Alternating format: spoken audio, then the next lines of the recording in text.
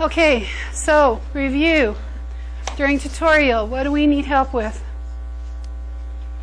What problems were hard? You didn't understand that you would like to go over? Did anybody use the review up on Canvas? Look at your review up on Canvas. Okay. I'm waiting for you to tell me what you want to go over. Okay, number one, how much energy does the melting of 324 grams of water? So again, I'm one of these people that story problems, I hate them, so the minute I start looking at things, I pull them out. So how much energy does, that's a mass, so 324 grams require.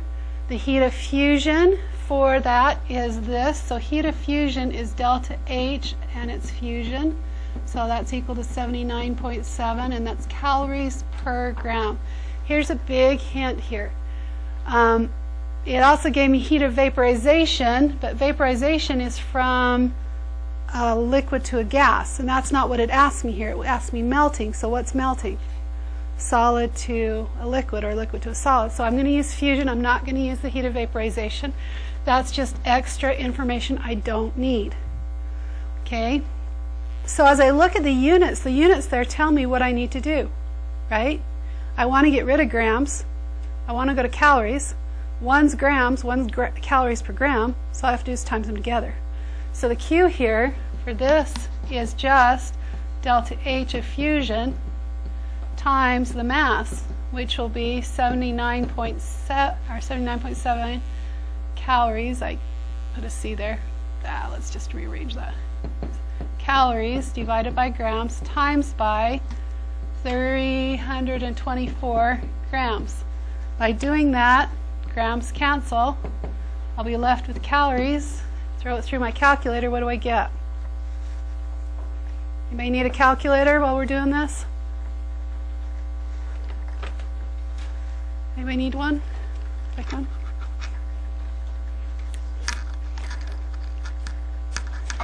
That's here. Okay. Anyone else need a calculator? Okay, what do we get? We should have three significant figures. 25,800. So I can look at that really quickly and say that's bigger than 1,000 or less than 1,000, so I better be reporting it in scientific notation. So in scientific notation, that'd be 2.58 times 10 to the 1, 2, 3, 4, and then put calories. I could also put it into kilocalories, which would make it 25.8 kilocalories, dividing it by 1,000. Okay, anything else you'd like to go over? By the way, that right there that we were doing is this part of the graph right there. It's a flat part. It's part that doesn't have a temperature change. Okay, so what we just did with the heat of fusion, that's why we don't have a temperature change. Okay, any other parts that you want to go through? Like I said, every single one of these problems I worked out and talked over, and they're up online, so you can go through them again if you want to, up online. Anyone that you just sort of struggled with, just didn't quite get? Okay?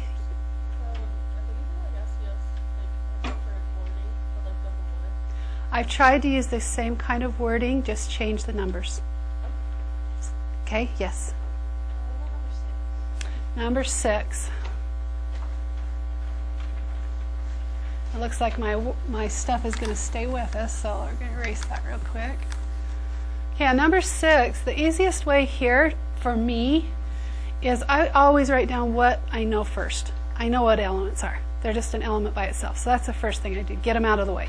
So here is silver is an element. Potassium is an element. Gold is an element.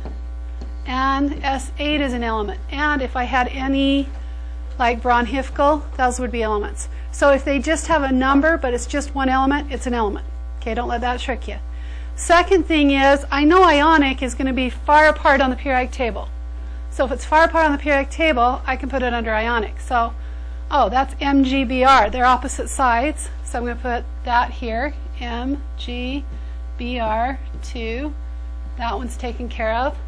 coming across, anytime I have a carbon thing, it's probably covalent-ish. I'm going to wait on that. Glass. No. Sodium and iodine are opposite, so I'll put sodium and iodine. Silicon and oxygen, no, those are too close. Diamond, no. Silicon and carbon, no. So then I'm coming back and say, okay, what's the difference between network solids and molecular solids? Another word for molecular is covalent. So covalent means close. Close, okay? Just remember covalent, close, or molecular. They use those words back and forth. So then I'd say, okay, which ones are close, and what's the difference between a molecular and a network? Anybody know? A network is just that. It networks. It makes network when it goes. It's not just two things hooked together and that's done. It networks to other things. So that would be like graphite, like glass, like rubber, so let's put those under. So graphite would come under here. Glass would come under here. So I've got graphite, glass. SiO2 would come underneath here, believe it or not. That's sand. Okay, and diamond. And silicon carbide would also. Those are ones you need to just know if you don't know. Okay, so that leaves only one under molecular solid, and that is fructose, C12 fructose, and we're done. Okay, so the big thing is you really need to sort of have memorized or know the network solids. Okay, then the others are pretty easy because we've worked with ionic solids. Just remember opposite sides. You know what an element is. Everything else is molecular. Molecular just means covalent on top of the staircase or on the staircase and above. Okay, remember hydrogen sort of pretends like it's above fluorine. So we can't call hydrogen ionic because it's really not opposite because it's there and it also belongs on fluorine's column. Okay, any others that you'd like to go over? Didn't understand why. Yes. So another one, molecular solid would be like CO2. It has to be on this line and above. So that's a molecular, two nonmetals. Okay, if I had another column here and it asked for metallic, that would be two metals together. Okay. Any others I'd like to go over? Number 12. Okay. Yeah, don't be shy because I'm here for you. We'll erase this other stuff here. Okay, number 12. What volume does 3.5 times 10 to the 20 molecules of N2 gas occupied at STP? This is where your mole maps come into play. This is just a stoichiometry problem. Okay, but instead of just going from moles to mass or moles to atoms, we now can go from moles to volume at STP. So we're going to take this 3.50 times 10 to the 20th, and I'm cussing whoever didn't close that down to something smaller, N2, and I'm setting up a factor label. And I got to get to moles. So how do I get to moles? I use Avogadro's number, right? Because I'm in molecules. So get rid of Avogadro's number here on the bottom.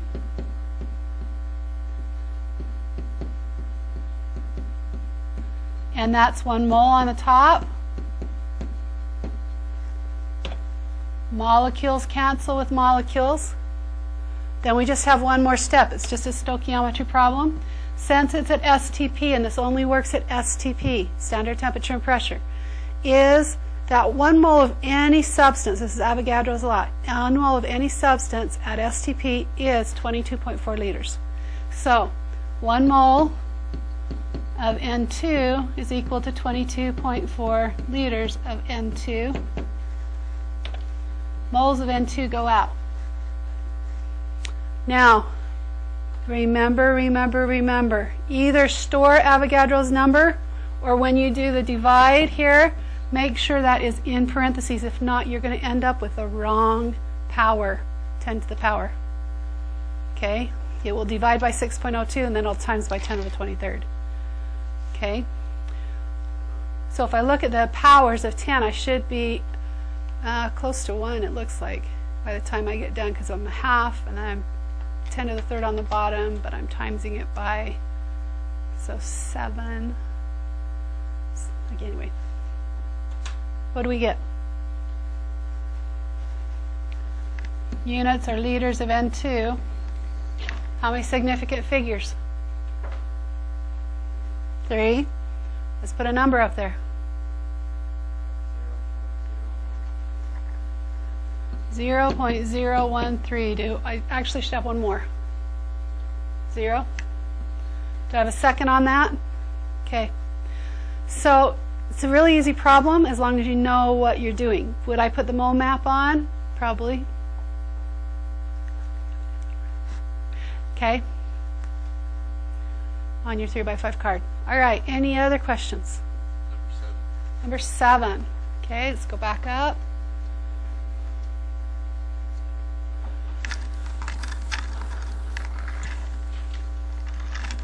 And again, if you want to look over these again at home, I do have these all online. So here we have if this much heat, so right away I know that's delta H, or I could call it Q, is equal to 1,225 calories, is added to, here's a mass, so M is equal to 25.0 grams of ethanol at room temperature, T, equals 25 degrees. Well, I know 25, that doesn't help me here. Remember, on this specific heat equation, it does not have to be in Kelvin. Just the gas laws. Okay? So that's important. Okay, if you put it in Kelvin, it's just an extra step. You'll still get the same answer because the difference is the same.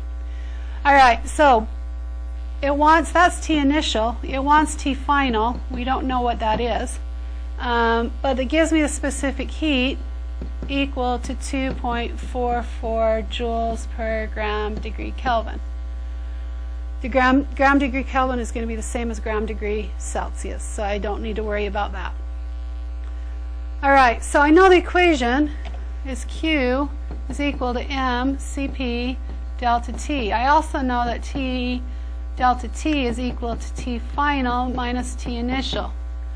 I like to break these kind of problems into 2 pieces.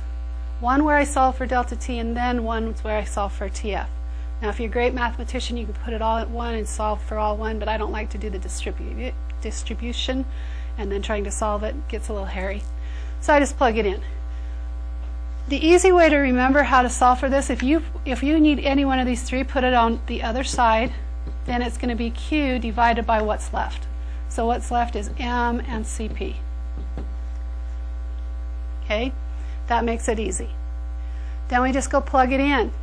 So 1,225 calories. Oh, except what did I forget? She likes to do this. I noticed as I was starting to plug it in. What's wrong? Why can't I just plug in?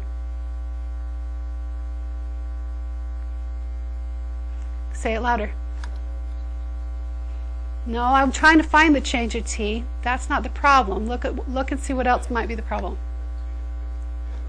I have 2 different energy units, so I've got to decide which energy unit I'm going to use. Which one's going to be easier to change? Doesn't really matter. I'm going to do this one up here, so I'm going to change this one real quick. So in 1 calorie, there are 4.184 joules. So I'm going to get a little number up here. So I can't use that calorie up there because it's not going to cancel with joules. I've got to get them all in the same units.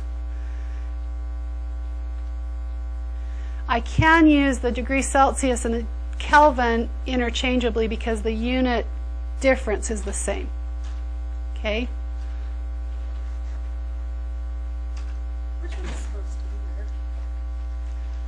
there? Okay, so zinc, that's tin. That's zinc. So steel will always look rusted. Okay. But if you put these 2 together, this one's taller. Yeah. But so the zinc's taller than the steel, but they're the 2 that look like each other, and tin's that one. Okay. Yeah, tin's the goldy one.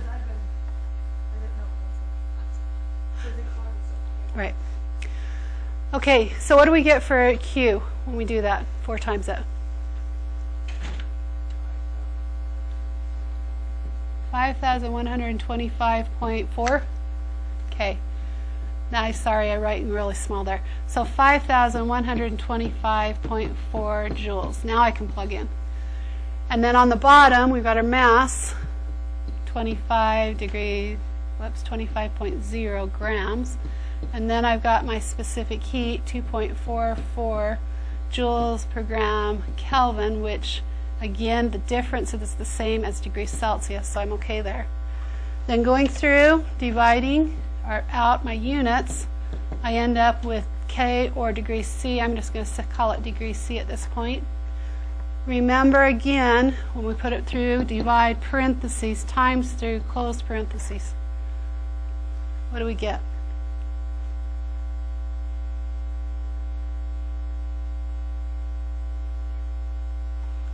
So here's a hint on this one, right?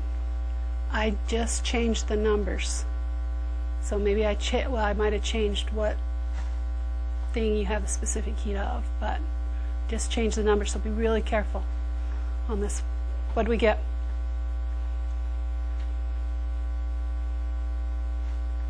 Yeah. Okay, I'll take 84.2. I usually take one more number than what I need from the end, just because. Now, I'm going to use this equation right here to find TF. So if I rearrange that, TF is going to equal, I'm going to have to add TI to both sides. So delta T plus TI. So I'm going to put that down here. TF is going to equal delta T, 84.02 degrees Celsius plus 25 degrees. Well, I only needed to the ones place, so I'm going to ignore the 0.2, add those together, and I can report to the ones place. So even though the number gets bigger, I'm accurate to the ones place. So what do we get? 109. Okay? So I actually went above boiling point, but I would already be above boiling point for ethanol, so I'd probably be in the gas at really close at room temperature anyway, because the ethanol vaporizes really close to that. Okay, any others you'd like to go over? The other number 12. Okay, I didn't know there were 2 number 12s. Let me erase this.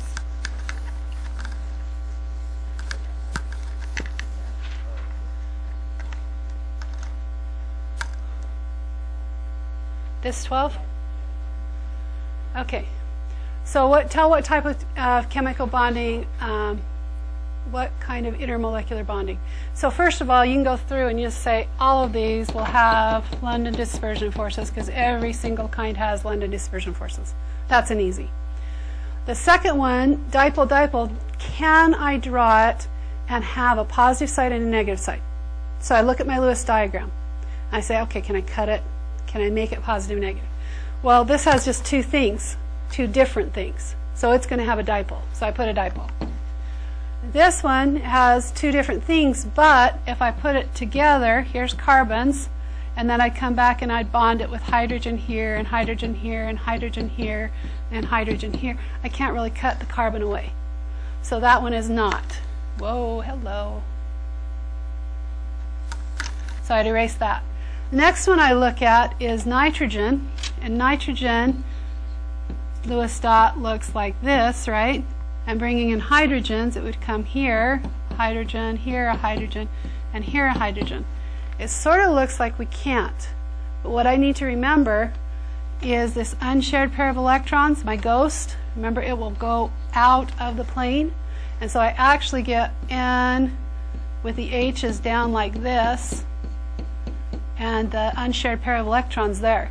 So I can cut it away from each other. So that one is going to have a dipole. Okay, go on to the next one. PH3, that's the same family. It's going to be the same drawing, just replacing P with N. So that one is going to be dipole. Ki, what do you think?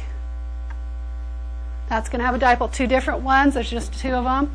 What about CO2? If I go to build CO2, here's carbon, and it had 4 around it, right? And oxygen comes in.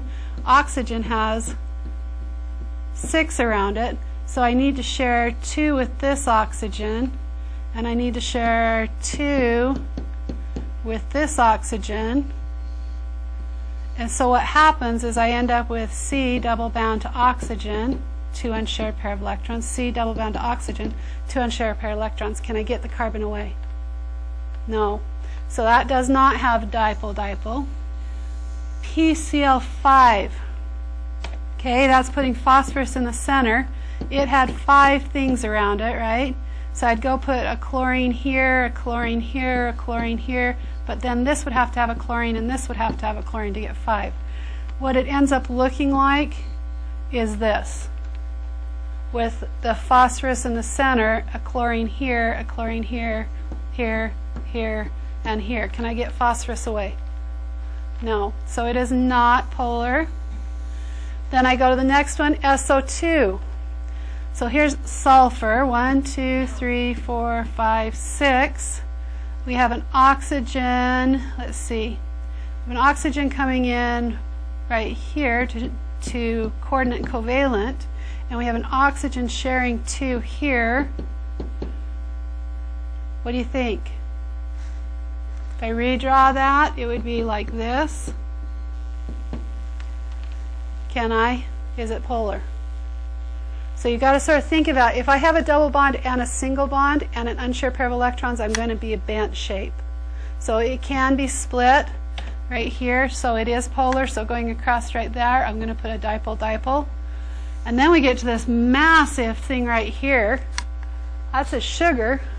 It's actually looks like this with a carbon off its side and with oxygens and hydrogens here and here and here and here and here. And there's really no way you can go back and forth on that one. So we're not going to have a dipole on that one. So just pretend like you don't, when it gets messy like that, just say no. Unless they give you an actual drawing of the molecule that you can look at. Okay? Now, next one, hydrogen bonding. How can I tell the last one? Nitrogen, oxygen, or fluorine directly connected to a hydrogen. Directly connected to a hydrogen. Okay, so nitrogen, oxygen, fluorine, that's what I'm looking for first. No, no, yes. Directly connected to a hydrogen? Yes. So this one is a hydrogen bound. No, no, yes, but there's no hydrogen. No, yes, no hydrogen. Yes, but it's that funky thing, so I don't worry about it. Okay? So we only have one that has nitrogen, oxygen, or fluorine directly connected to it. Any questions? You get that? Okay. Any other questions I'd like to go over? Whoa. Just trying to erase and it went wacko. Yes. Valerie, did you have one? Okay. All right.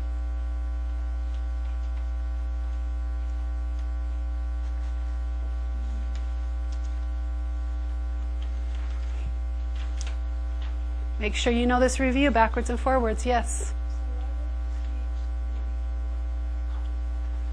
Because it's just nitrogen, oxygen, or fluorine directly connected to a hydrogen, and phosphorus is not included. That's hydrogen bonding. Okay. Any others? It's a good question though, because phosphorus is in the same family.